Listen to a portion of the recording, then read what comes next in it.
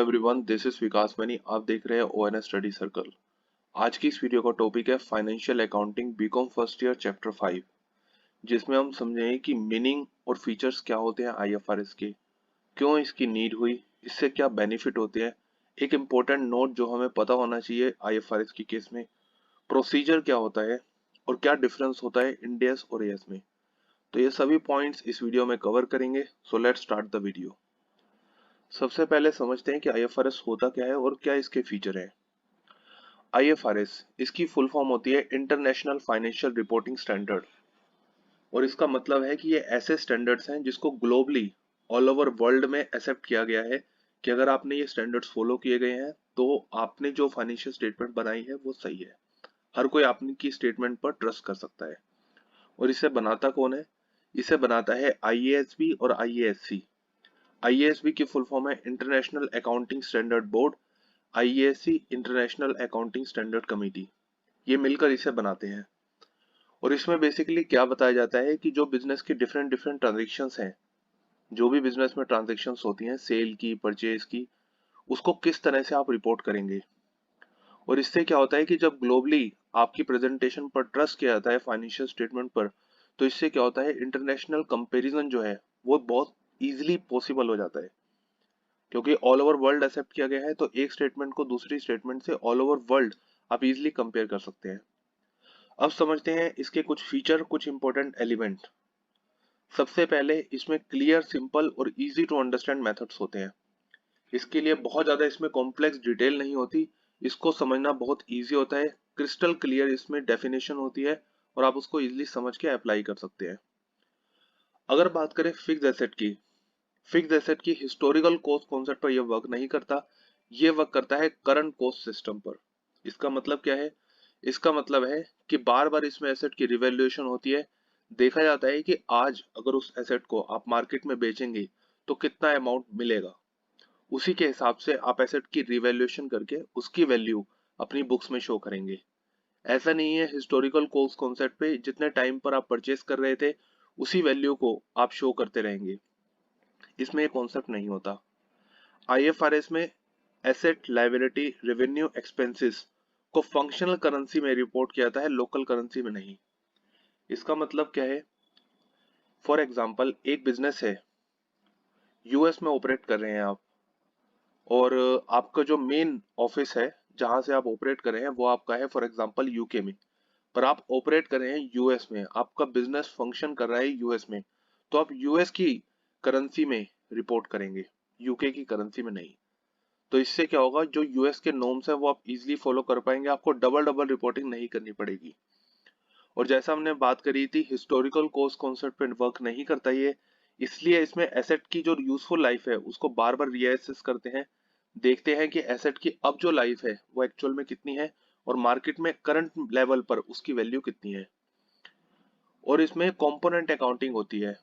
मतलब अब जैसे जो प्लेन है उसकी जो सीट्स हैं उसकी अलग तरीके से अकाउंटिंग होगी, जो उसकी मशीन है, जो इंपॉर्टेंट कंपोनेंट है उसकी अलग तरीके से अकाउंटिंग होगी, बाकियों की अलग तरीके से अकाउंटिंग होगी।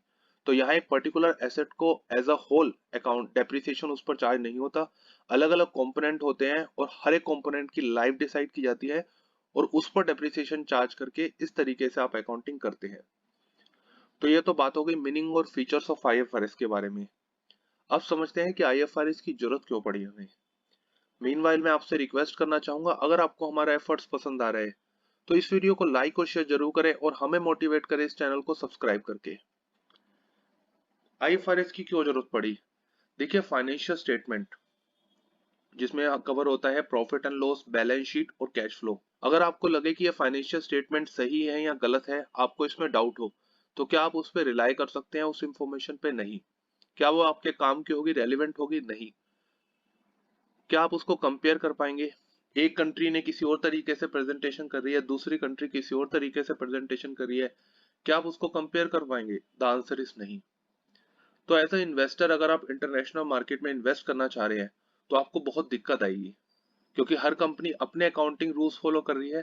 तो आप ना तो कंपेयर कर पाएंगे और आपको ये भी नहीं पता लग पाएगा कि किसकी इंफॉर्मेशन पे ट्रस्ट करें। तो इस प्रॉब्लम को दूर करने के लिए आईएफआरएस की बहुत ज्यादा जरूरत पड़ी।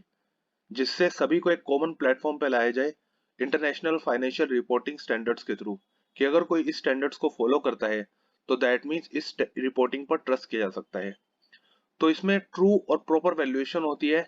एक तो प्रॉफिट की, जिसे हम कहते हैं प्रॉफिट एंड लॉस स्टेटमेंट के थ्रू परफॉर्मेंस को देखते हैं, और बिजनेस की पोजीशन, जो भी बिजनेस अपनी एसेट या लायबिलिटी प्रेजेंट कर रहा है उसकी प्रॉपर वैल्यूएशन, उसकी प्रॉपर पोजीशन शो होती है।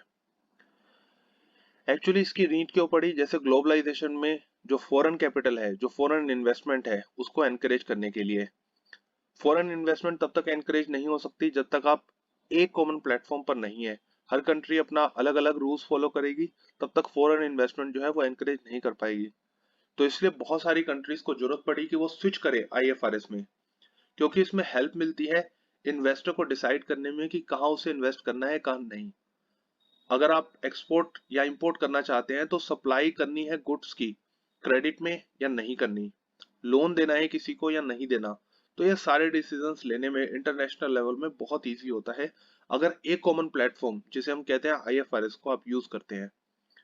क्योंकि ये इन्वेस्टर या फिर जो क्रेडिटर है उसको अलाउ करता है कि वो फाइनेंशियल स्टेटमेंट बिना किसी नेशनल अकाउंटिंग डिफरेंस को एडजस्ट करे वो इजीली कंपेयर कर सकते हैं। तो इसलिए आईएफआरएस की बहुत ज्यादा जरूरत पड़ी, क्योंकि इंटरनेशनल लेवल पर फाइनेंशियल स्टेटमेंट को बहुत इजी और सिस्टमेटिक तरीके से कंपेरेबल बनाता है। अब समझते हैं कि बेनिफिट्स क्या होते हैं अगर आप आईएफआरएस में कन्वर्ज होते हैं, दैट मींस शिफ्ट करते हैं। सबसे पहले इंटरनेशनल लेवल पर आपकी जो फाइनेंशियल रिपोर्ट्स है वो कंपेरेबल होंगी। तो इससे क्या होगा, ग्लोबल इंटरनेशनल कैपिटल मार्केट का आपको एक्सेस मिलेगा इजी तरीके से। फॉरेन इन्वेस्टर जो है आपको मनी दे सकते हैं, या फिर जो भी आपको फॉरेन डीलिंग करनी है वो आप इजीली कर सकते हैं। आपकी रिपोर्ट्स, आपकी प्रेजेंटेशन पर ट्रस्ट जो है वो बढ़ेगा। मल्टीपल रिपोर्टिंग नहीं करनी होगी। ऐसा नहीं है आप अपनी कंट्री के लिए अलग रिपोर्ट कर रहे हैं, दूसरी कंट्री के लिए आपको अलग से रूल्स फॉलो करने पड़ रहे हैं। क्योंकि यहाँ एक ही रूल फॉलो करेंगे जो ऑल ओवर द ग्लोब होगा, तो आपको मल्टीपल रिपोर्टिंग नहीं करनी पड़ेगी। कंपैरिजन बहुत इजी होगा, और यहाँ कंट्री की जो इकोनॉमी है उसको भी बेनिफिट होता है। क्योंकि अगर आपके थ्रू, अगर फॉर एग्जांपल फॉरेन इन्वेस्टमेंट बढ़ रही है, तो कहीं ना कहीं कंट्री को भी इसका बेनिफिट होगा, और ये इकोनॉमी को भी बूस्ट करता है। तो ये तो बात हो गई आईएफआरएस के बेनिफिट की। अब एक समझते हैं इंपॉर्टेंट नोट। अब देखिए, ये जो आईएफआरएस है, ये एग्जिस्टिंग अकाउंटिंग स्टैंडर्ड जो है वो चलते रहेंगे उन एंटरप्राइज के लिए जिनको रिक्वायरमेंट नहीं है आईएफआरएस या फिर इंड एस में शिफ्ट करने की। क्योंकि अगर कोई बिजनेस है जो अभी जस्ट स्टार्ट ही हुआ है, उसको इंटरनेशनल मार्केट में जाने की अभी उसका कोई स्कोप नहीं है, अभी तो वो डोमेस्टिक मार्केट में उसने काम करना स्टार्ट किया है। तो जिन एंटरप्राइजेस पर ये एप्लीकेबल नहीं है, वो जनरली जो अभी अकाउंटिंग स्टैंडर्ड्स चल रहे हैं उसको फॉलो करते रहेंगे। अब समझते हैं कि प्रोसीजर क्या होता है अगर आप आईएफआरएस में शिफ्ट करना चाहते हैं अपने बिजनेस को। तो आप अकाउंटिंग स्टैंडर्ड्स फॉलो करते हैं, आप international financial reporting standards follow करना चाहते हैं तो देखिए, आईएफआरएस फॉलो करने के दो मेथड है। पहला मेथड है एडॉप्शन, दूसरा मेथड है कन्वर्जेंस। एडॉप्शन में क्या होता है कि वर्ड बाय वर्ड जो भी लैंग्वेज लिखी है उसको कोई चेंज नहीं किया जाता, एग्जैक्ट वैसा ही फॉलो किया जाता है और सेम एग्जैक्ट फॉर्मेट को फॉलो किया जाता है। कन्वर्जेंस जो इंडिया ने एक्सेप्ट किया है, उसमें क्या होता है, उसमें एक टर्म मेंशन होती है, draws unreserved statement of compliance with IFRS only. That means ठीक है, आईएफआरएस ने जो बताया हम वो सारे प्रोसीजर फॉलो करेंगे, बट अगर हम उसमें कोई डिस्क्लोजर ऐड कर रहे हैं अपनी तरफ से, या फिर कोई ऑप्शनल ट्रीटमेंट रिमूव कर रहे हैं, तो उसका मतलब ये नहीं है कि हम आईएफआरएस को फॉलो नहीं कर रहे। आईएफआरएस फॉर एग्जांपल अगर बोलता है कि 10 चीजें आपने रिपोर्ट करनी है, उसके साथ अब अगर आप एक एडिशनल डिस्क्लोजर लगा रहे हैं, तो उसका मतलब ये नहीं है कि आप आईएफआरएस फॉलो नहीं कर रहे। हो सकता है वो एडिशनल डिस्क्लोजर आपकी कंट्री के लिए बहुत जरूरी हो। तो इंडिया जो है कन्वर्जेंस मेथड को फॉलो करता है आईएफआरएस के लिए, और इसको हम कहते हैं इंड एस। तो अब समझते हैं इंड एस और एएस में क्या डिफरेंस होता है। अब देखिए, जैसे हमने बात करी थी आईएफआरएस को इंडिया फॉलो करता है इंड एस के थ्रू। एएस जो है अकाउंटिंग स्टैंडर्ड, वो बेसिकली अकाउंटिंग स्टैंडर्ड के बेस पे बनाया गया है, जिसे हम कहते हैं इंटरनेशनल अकाउंटिंग स्टैंडर्ड। और इंड एस जो है वो आईएफआरएस के बेस पे बनाया गया है, जिसे हम कहते हैं international financial reporting standard. Business में देखिए बहुत सारी सिचुएशंस हो सकती है जब आप एक्चुअल में बिजनेस में काम करते हैं। तो अकाउंटिंग स्टैंडर्ड रूल बेस होता है, जिसमें बिजनेस की जो भी कॉम्प्लेक्स सिचुएशन होती है, किस सिचुएशन में किस तरीके से आप किसी पर्टिकुलर एसेट या फिर किसी पर्टिकुलर एक्सपेंस या रेवेन्यू की रिकॉर्डिंग करेंगे, उसे कैलकुलेट करेंगे। तो ये काफी कॉम्प्लेक्स होता है, ये काफी लॉन्ग होता है और इसमें बहुत सारी डिटेल्स होती हैं जो अनअवॉइडेबल होती है। अगर वहीं बात करें इंड एस की, ये होता है प्रिंसिपल बेस। इसमें बेसिकली बताया जाता है कि कोई भी आपका बिजनेस हो, कैसे हर एक बिजनेस की ट्रांजेक्शन का क्या मतलब होगा और किस तरह से उसे ऑडिट किया जाएगा। तो इससे चीजों को एक बहुत ही ओवरव्यू से, बहुत ही इजी तरीके से प्रेजेंट करना, उसको कैलकुलेट करना बहुत इजी हो जाता है। एएस जो है इसमें बहुत सारे टेक्निकल चीजें होती है, बहुत सारे ऑप्शंस होते हैं, जैसे किस सिचुएशन में इन्वेंट्री जो स्टॉक होता है उसकी किस तरह से वैल्यू की जाएगी। इंड एएस में बहुत सिंपल और क्लियर लैंग्वेज मेंशन होती है। वहीं अगर हम स्पेसिफिकली बात करें फिक्स एसेट की रिकॉर्डिंग की, एएस की रिकॉर्डिंग होती है हिस्टोरिकल कॉस्ट कॉन्सेप्ट पे।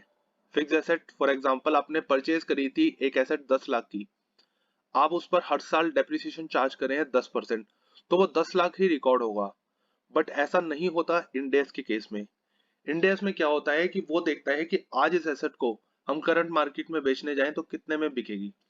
फॉर एग्जांपल 10 लाख की एसेट थी, आप आज देख रहे हैं आपने 10% चार्ज किया, अब आप देख रहे शो कर रहे हैं 9 लाख रुपए, बट मार्केट में उसकी वैल्यू अभी 11 लाख है, तो आप उसको 11 लाख से शो करेंगे, आप शो कर देंगे इम्पेयरमेंट गेन। तो इस तरीके से इंडेस में जो है एसेट की करंट वैल्यू शो की जाती है, बट अकाउंटिंग स्टैंडर्ड में हिस्टोरिकल वैल्यू। तो ये मेजर डिफरेंसेस होते हैं इंडेस और एएस में। तो आज की इस वीडियो में हमने इंडेस, एएस, आईएफआरएस से रिलेटेड कुछ इंपॉर्टेंट टॉपिक्स को डिस्कस किया जो चैप्टर 5 में अवेलेबल है। I hope you like this video. Thanks for watching.